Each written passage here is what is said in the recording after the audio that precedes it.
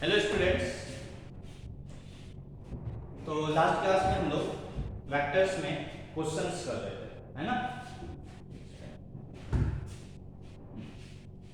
Last class में हम लोग वेक्टर का कुछ क्वेश्चंस कर रहे थे, है ना। तो वहीं से कंटिन्यू करते हैं और कुछ क्वेश्चंस करते हैं। तो नेक्स्ट क्वेश्चन है, ठीक है, in a triangle in a quadrilateral ABCD. Next question, in a quadrilateral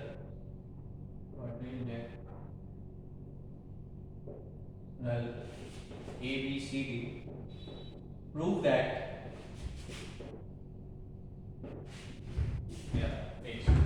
in a quadrilateral ABCD, prove that quadrilateral obtained by joining midpoints in a quadrilateral ABCD, prove that first quadrilateral obtained by joining midpoints quadrilateral obtained by joining midpoints of sides in order of sides midpoints of sides in order will be a parallelogram, will be a parallelogram. क्या question है, in a quadrilateral ABCD prove that quadrilateral obtained by joining midpoints of sides in order will be a parallelogram. ठीक है।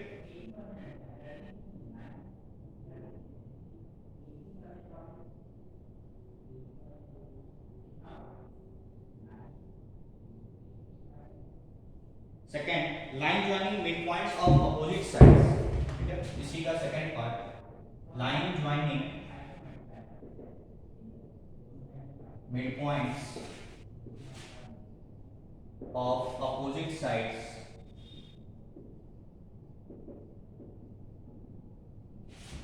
line joining midpoints of opposite sides will bisect each other, will bisect each other. Here second part, will bisect each other, ठीक है। And third part, तीन part है इसमें, ठीक है। if line joining midpoints of opposite sides, if line joining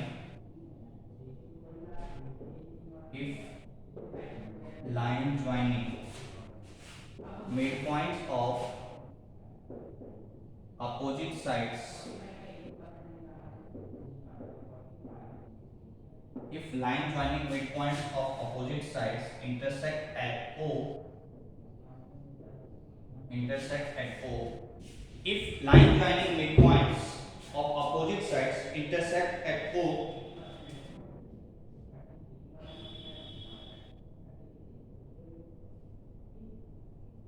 intersected O मतलब intersected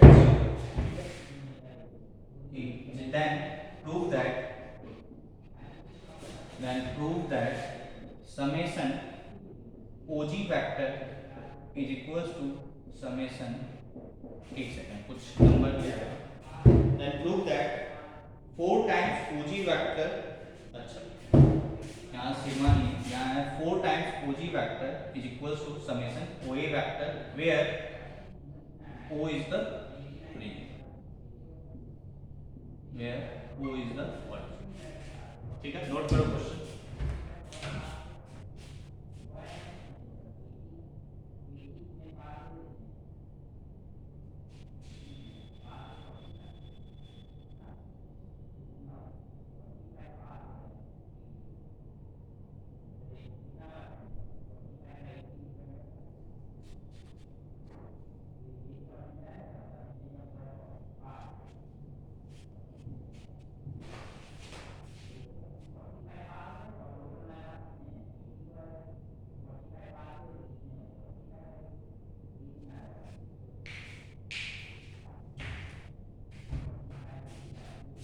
ठीक है, ये क्वेश्चन है, इन ए क्वाड्रिलेटरल एबीसीडी, कोई भी quadrilateral, prove that quadrilateral obtained by joining mid points of sides, मतलब चारों साइड का मिड पॉइंट निकालो और उससे एक क्वाड्रिलेटरल बनाओ तो वो क्वाड्रिलेटरल क्या होगा, पैरेलल होगा, ये प्रूव करना है। दूसरा है line joining mid points of opposite sides, opposite side के मिड पॉइंट को मिला दो, उससे दो लाइन बना, वो बाइसेक्ट करेगा एक दूसरे को, ये प्रूव करना है। और तीसरा है if line joining mid points of opposite sides intersect at G, मतलब वो दोनों लाइन जी पे इंटरसेक्ट कर रहे हैं, तो प्रूव करो ये relation where O is the worst.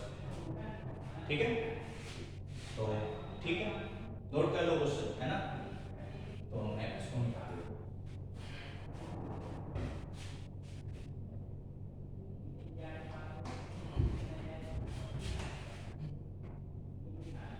ठीक है। तो कोई भी क्वाड्रिलेटरल बना दो से, ठीक है।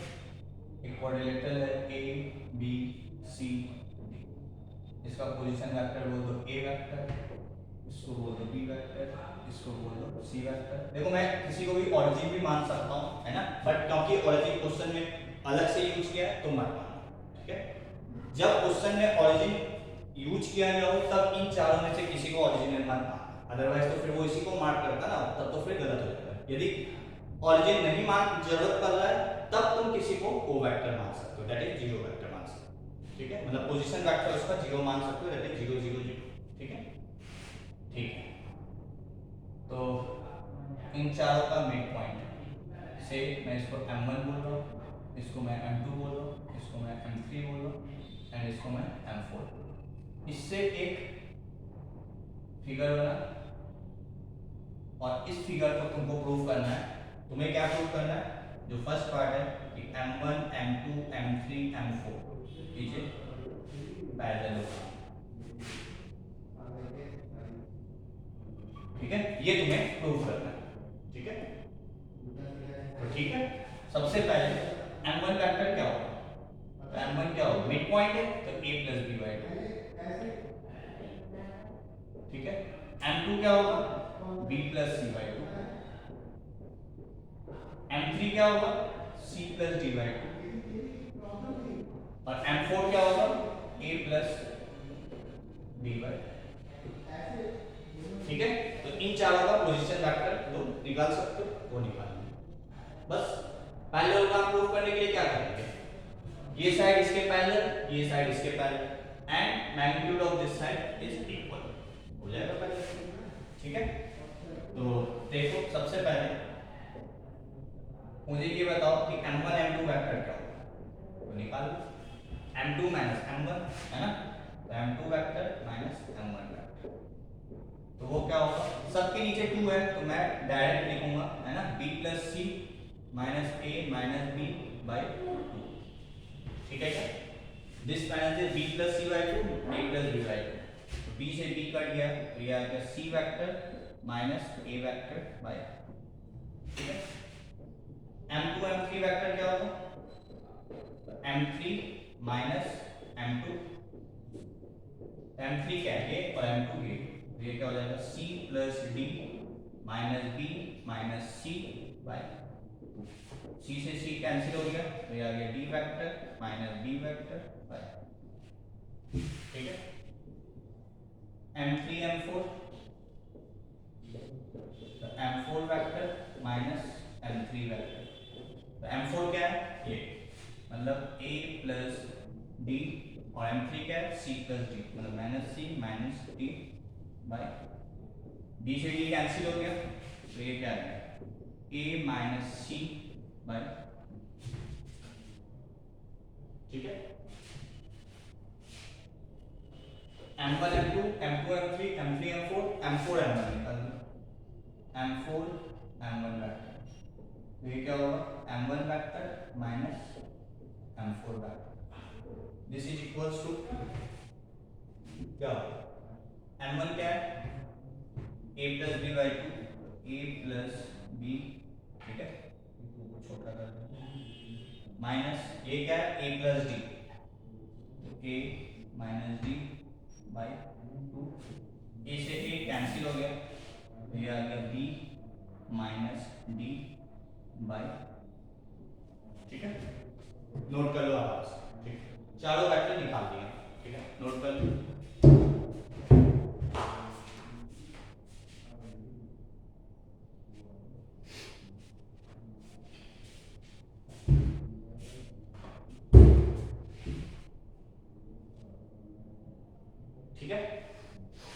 इसको मिटाते नहीं क्योंकि इसका जरूरत पड़ेगा, ठीक है ना।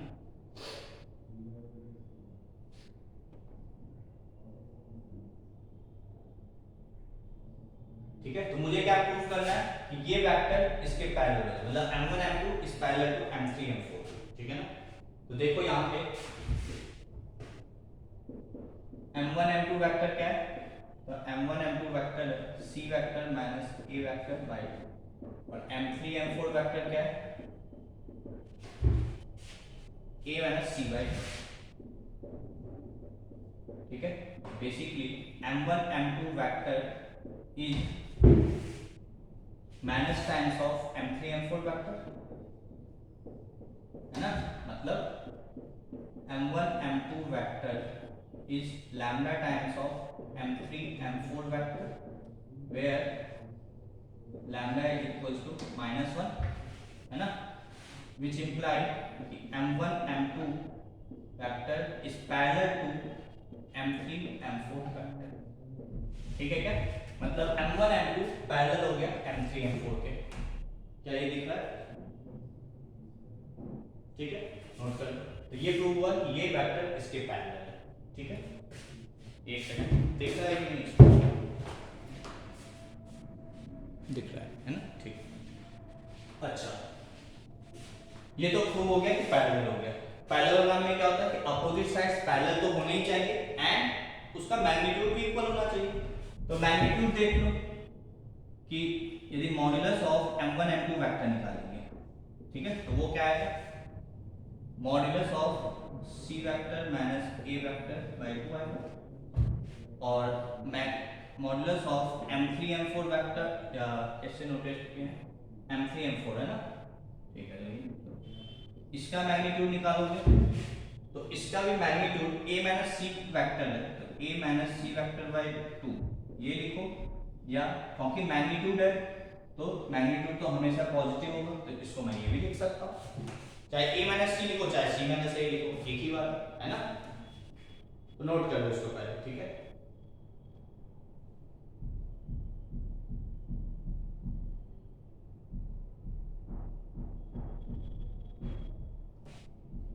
तो यहाँ पे मुझे क्या दिख रहा है, m1 m2 का जो मैग्नीट्यूड है वही m3 m4 का भी मैग्नीट्यूड है, दिख पा रहा है क्या, मतलब ये दोनों साइड का लेंथ इक्वल है, ठीक है।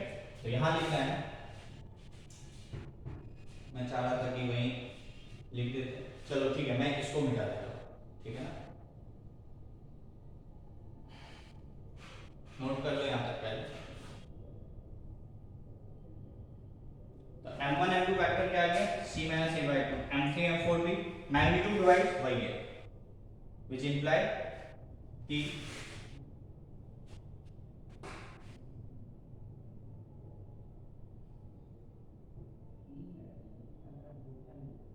एक सेकंड, m2 m2 तुम यहाँ तक लिख होगे ना, है ना, नोट कर लो।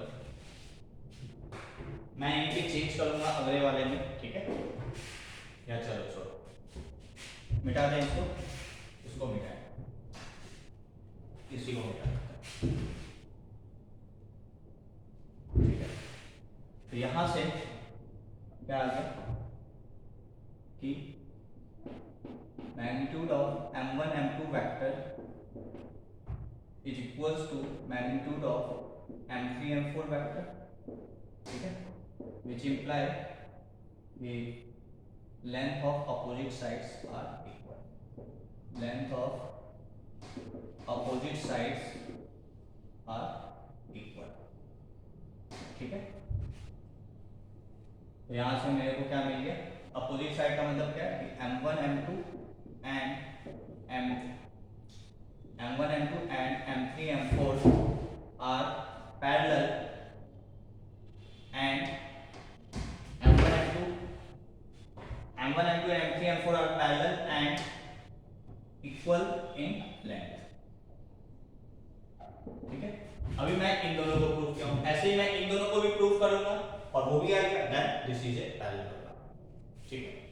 तो यहां तक नोट कर लो, ठीक है, ये तो पहले नोट किया होगा, इसके बाद ये नोट करना है,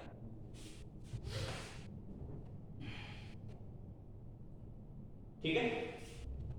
तो ये हो गया, अब इसको मिटा दो, अब आ जाओ दूसरे साइड पे, क्या m2 m3, तो m2 m3 वेक्टर क्या है वो तुम्हें याद दिख रहा है, क्या m2 m3 vector d minus dy minus by, ठीक है। और m2 m3 m4 m1, m2 m3 है m4 m1 ये, तो m4 m1 वेक्टर क्या है m4 m1 b minus dy से। तो यहाँ से तुमको दिख रहा है कि m2 m3 vector is equals to minus times m4 m1 vector, है ना, which is मतलब m2 m3 vector is equals to mu times m4 m1 vector, where mu is equals to 1, sorry mu is equals to -1, ठीक है क्या।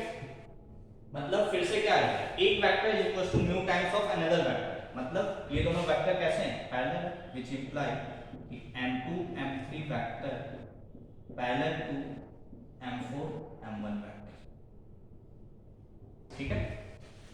m2 m3 vector is parallel to m4 m1 vector, मतलब ये वाला तो इसके parallel and equal हो गया, अब ये वाला इसके पैरेलल प्रूव हो गया यहाँ से, है ना, और यहाँ से अब जो मैं आगे करूंगा उससे इसका लेंथ प्रूव कर दो, ठीक है। तो यहीं पे मैं चेंज कर रहा हूँ,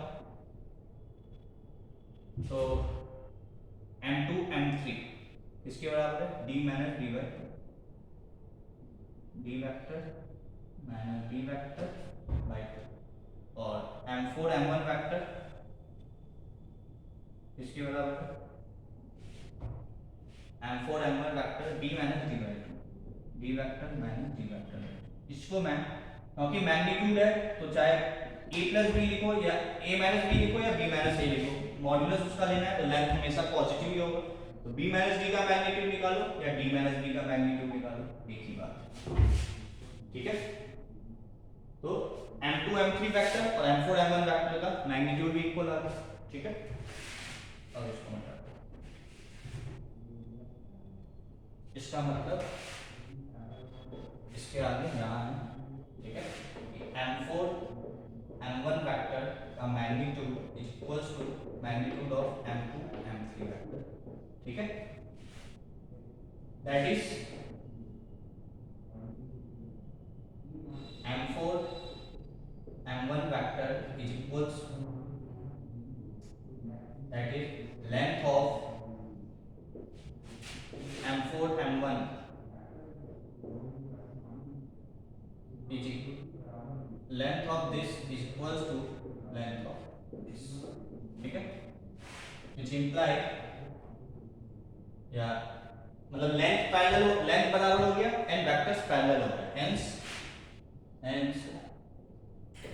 m4 m1 vector and m2 m3 vector are parallel and equal in length, are parallel and equal in length, ठीक है। हेंस क्या मतलब वहीं वहां पैरेलल प्रूव कर दिया, यहां पे लेंथ इक्वल प्रूव कर दिया, ठीक है। तो ये तो लिखना है m4 m1 are parallel and equal in length, ये इसके पैरेलल प्रूव हो गया एंड इक्वल हो गया, और ये इसके पैरेलल हो गया एंड इक्वल हो गया, इसका मतलब तो तुम बेसिकली इसको बोल दो 0.2 और इसके पहले वाले को बोल देना 1, तो from 1 and 2 m1 m2 m3 m4 is parallel, ठीक है। इसको मिटा देना है, समझ में आना चाहिए, ठीक है ना, ये इंपॉर्टेंट। ये तो लिखना तो मुझे इसलिए पड़ता है क्योंकि ऑनलाइन क्लास है ना, ऑफलाइन होता तो मैं बोल के लिखवा देता, ठीक है। तो हेंस फ्रॉम 1 and 2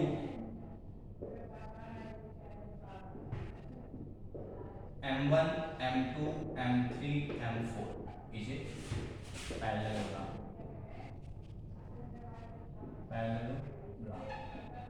तो ये तो मुझे फर्स्ट पार्ट में प्रूव करना था कि m1 m2 m3 m4 एक पैरेललोग्राम, ठीक है। तो आई होप समझ में आ गया होगा, है ना, नोट कर लो। फिर आते हैं सेकंड पार्ट पे।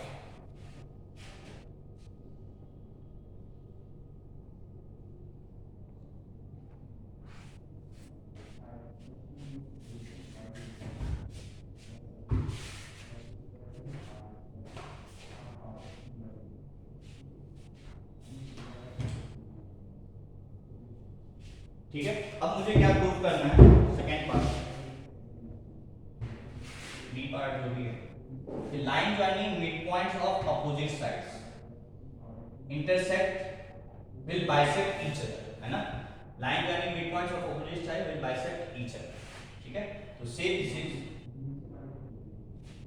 या तो हम सबसे पहले क्या कर रहे हैं, मिड पॉइंट निकालना है मुझे, मिड पॉइंट ऑफ किसका निकालना है, m1 m3 का, mid point of m1 m3 क्या होगा, दिस प्लस दिस बाय 2, तो वो आ जाएगा a vector plus b vector plus c vector plus d vector, ठीक है।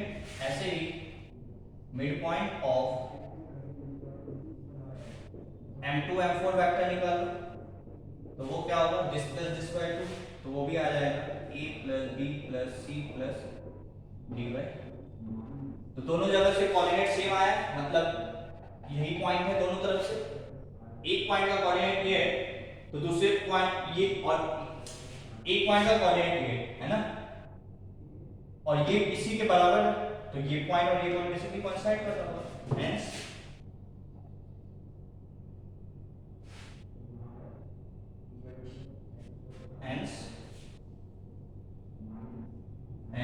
line joining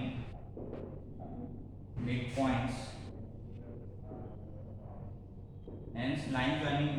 of opposite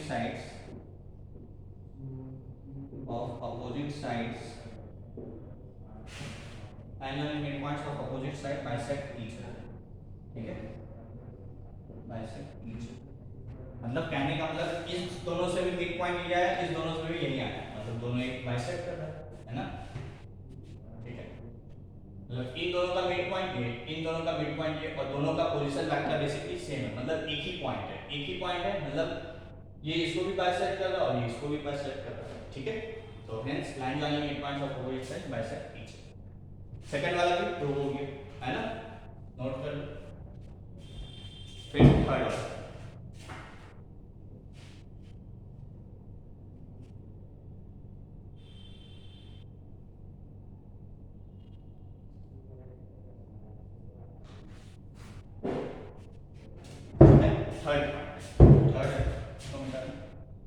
अच्छा, तो इसका कोऑर्डिनेट का मुझे जरूरत नहीं है, ठीक है ना, ये क्या है बेसिकली, इस पॉइंट का कोऑर्डिनेट आया है position vector, that is a vector plus b vector plus c vector plus d vector by 2, या ठीक है।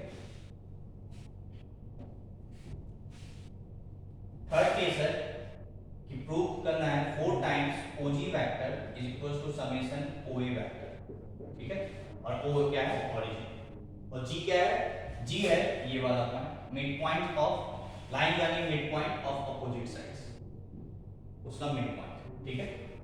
तो G पॉइंट का कोऑर्डिनेट तुम निकाल ही चुके हो, तो 4 टाइम्स OG वेक्टर क्या होगा, OG वेक्टर मतलब G माइनस O, ओरिजिन है तो ये आ जाएगा, OG वेक्टर हो जाएगा A vector plus B vector plus C vector plus D vector by 2,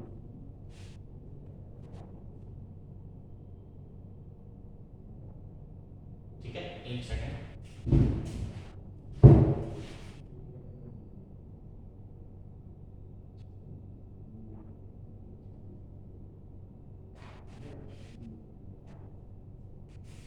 अच्छा एक सेकंड, मुझे लग रहा है मैं पहले वाले केस में थोड़ा सा गलती कर गया, क्या गलती की है, जब मुझे इसका मिड पॉइंट निकालना था ना, देखो प्रीवियस वाले केस में जो बी वाला था उसमें थोड़ा सा मिस्टेक है, कॉन्सेप्ट वाइज कोई मिस्टेक नहीं है, सिर्फ कैलकुलेशन वाइज मिस्टेक है, क्या, जो मिड पॉइंट हम निकाले थे, mid point of m1 m3 ये निकाले थे ना, क्या निकाले थे, क्या होता है mid point formula, this plus this by 2, है ना, तो एक्चुअली यहाँ पे भी 2 था, उससे ही कंफ्यूजन हो गया, मतलब डायरेक्ट करने के चक्कर में मिड पॉइंट ऑफ दिस क्या होगा, देखो इसका मिड पॉइंट क्या होगा, दिस प्लस दिस बाय 2, एक और 2 आएगा, तो ये क्या होगा basically a vector plus b vector plus c vector plus d vector, और एलसीएम लेगा 2 और ये 2 मिलके क्या होगा, ठीक है, ये थोड़ा सा चेंज कर देना, यहाँ पे 4 आएगा, कैलकुलेशन का मिस्टेक था, ठीक है।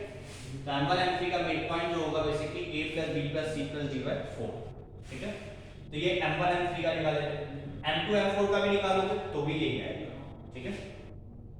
नोट कर लो, सही कर लियो होगे इसको, है ना।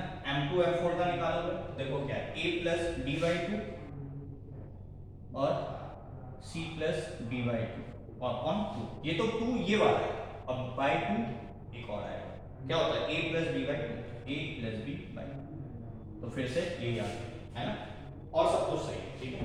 तो सेम आया, तो यहाँ पे बेसिकली मिड पॉइंट का कोऑर्डिनेट जो है वो बेसिकली क्या है, अपॉन 4, ठीक है।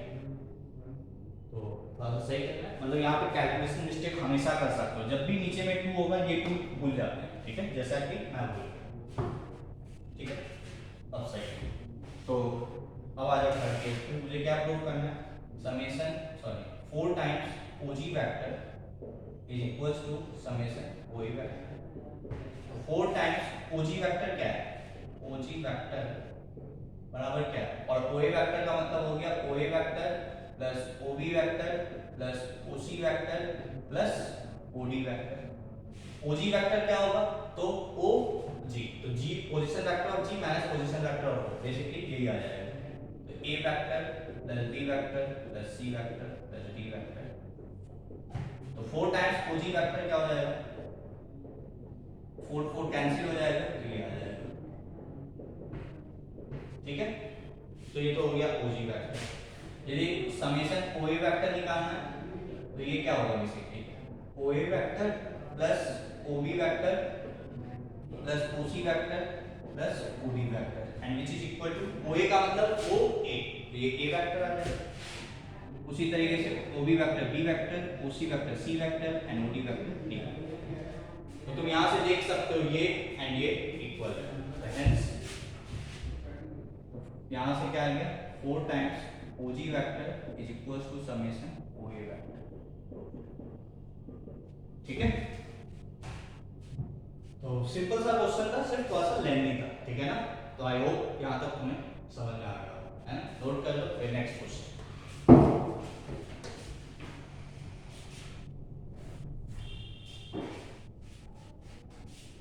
ठीक है, मिटा दे।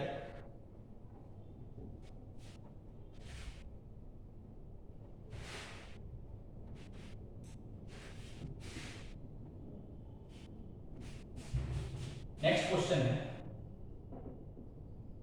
Late 2 out of any 3 vectors, let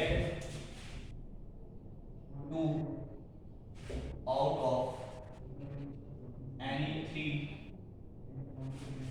vectors, a vector, b vector and c vector, कोई भी दो इन तीनों में से, ठीक है, इन तीनों में से कोई भी दो वेक्टर उठा लो, let two out of any 3 vectors are non collinear, ठीक है। कहने का मतलब क्या है, ये तीनों वेक्टर कैसे हैं, नॉन कोलिनियर, ठीक है। Let 2 out of any 3 vectors are non collinear and if a plus 2b vector is collinear with c vector and if a plus 2b vector is collinear with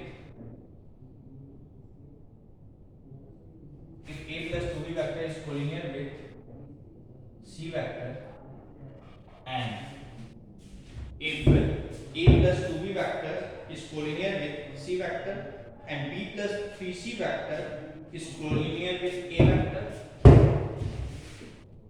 b plus 3c vector is collinear with a vector and b plus 3c is collinear with a vector, then find a plus 2b in terms of c. Then find a plus 2b vector in terms of c vector. ये question, ठीक है।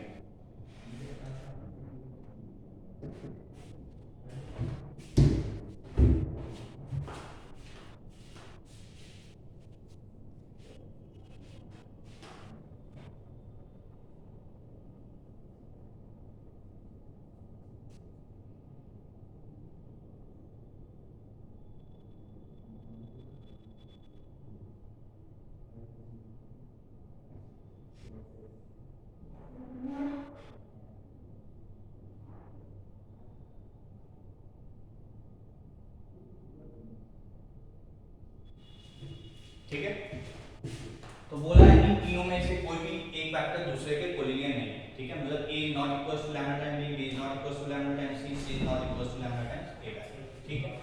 And if this is collinear with C vector, है ना, मतलब ए vector plus 2b vector क्या होगा, collinear है C vector के साथ, तो मान लो A vector plus 2b vector should be equal to lambda times C vector, ठीक है। एंड क्या गिवन है कि this is collinear with A vector, तो b plus 3c vector is collinear with A vector, तो एक नया कांस्टेंट मान लो mu, that is mu times A vector, ठीक है। ये दोनों इंफॉर्मेशन को मैथमेटिकली ऐसे लिख सकते हैं। तो तुम्हें क्या निकालना है, a plus 2b vector in terms of c vector, मतलब बेसिकली तुम्हें तो ये लैम्डा ही निकालना है खाली, है ना, ये तो लिखा हुआ है a plus 2b vector in terms of c vector, और a प्लस 2b क्या है, लैम्डा टाइम्स c वैक्टर, ठीक है। यहां तक तो क्या करेंगे, यहाँ पे c वेक्टर या यहाँ से तुम क्या करो, इस रिलेशन से b वेक्टर निकालो, तो क्या होगा, mu times a vector minus 3 times c vector, और इसको उठा के यहाँ पे रखो, ठीक है। तो देखो क्या आएगा, a vector plus 2b vector बराबर क्या है, लैम्डा टाइम्स c वेक्टर, तो a vector plus 2 b vector की जगह ये रख दो, mu times a vector minus 3c vector, ठीक है, ये हो गया 2b vector is equals to lambda times c vector, ठीक है। इसको आगे सिंपलीफाई कर लो, तो क्या हो जाएगा, a plus 2 mu times a vector, ठीक है, और 3 2 जा 6c vector is equals to lambda times c vector. यहाँ से a वेक्टर यहाँ भी है तो कॉमन ले सकते हैं, तो a vector 1 plus 2 mu is equals to lambda c vector plus 6 times c vector, तो ये क्या आएगा, a vector 1 plus 2 mu is equals to c vector common ले लो, तो क्या आ जाएगा, लैम्डा प्लस 6, ठीक है। ये रिलेशन आ गई, और ये रिलेशन से तुम क्या समझ पाते हो, ये देखो क्या दिया हुआ है, सपोज करो ये कोई कांस्टेंट है, तो a vector into n, c vector ये भी कोई कांस्टेंट होगा से n, या इसको मैं a वेक्टर बराबर n by m times c vector लिख सकता हूं, ये लिख सकते हैं। तो n बाय m ये एक कोई नया कांस्टेंट होगा, तो क्या आ रहा है, a vector is equals to lambda times c vector आ गया। इसका मतलब क्या हो गया कि a vector and c vector are collinear vectors, इसका मतलब यही तो हुआ कि a vector is equals to lambda times c vector, that is a and c are collinear. But तुम्हें स्टार्टिंग में गिवन है कि इन तीनों में से कोई भी दो वेक्टर कोलिनियर नहीं है, ये आपस में कैसे है, नॉन कोलिनियर, मतलब ये रिलेशन होल्ड ही नहीं करेगा, और ये रिलेशन होल्ड नहीं करेगा मतलब ये चीज जीरो होगा एंड ये चीज जीरो होगा। समझ में आ गई बात, तो बस, तो क्या हो गया, 1 plus 2 mu is equals to 0 and lambda plus 6 is equals to 0। तो यहाँ से म्यू बराबर क्या आ गया, -1/2, और यहाँ से लैम्डा बराबर क्या आ गया, -6, ठीक है।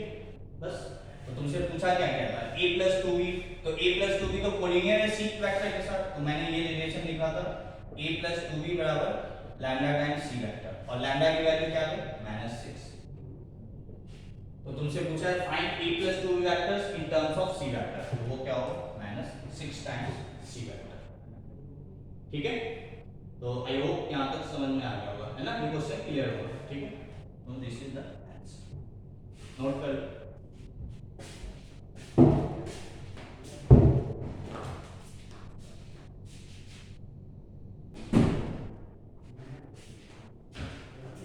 ठीक है, तो अच्छा एक पॉइंट और यहाँ पे डिस्कस कर लेते हैं। वैसे मैं लास्ट क्लास में जब मैं कुछ स्पेशल पॉइंट डिस्कस कर रहा था कोलिनियर वाला चीज सब, मतलब 2-3 लेक्चर पहले छोड़ के, तो मैंने डिस्कस किया था, है ना, क्या कि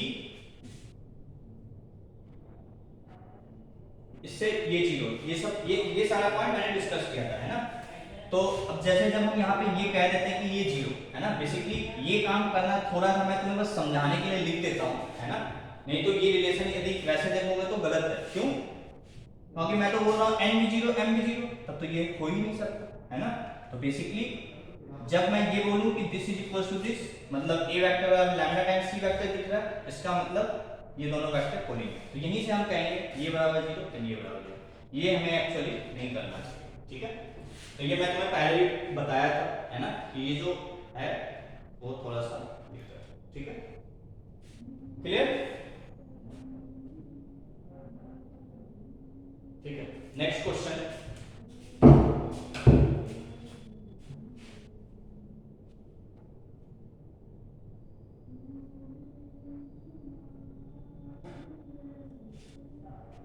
ठीक है, तो यहीं तक रहने देते हैं, इसके आगे फिर नेक्स्ट क्लास में कंटिन्यू करते हैं, ठीक है। आई होप ये क्वेश्चन तुम्हें क्लियर होगा, है ना। ठीक है, ओके, थैंक यू।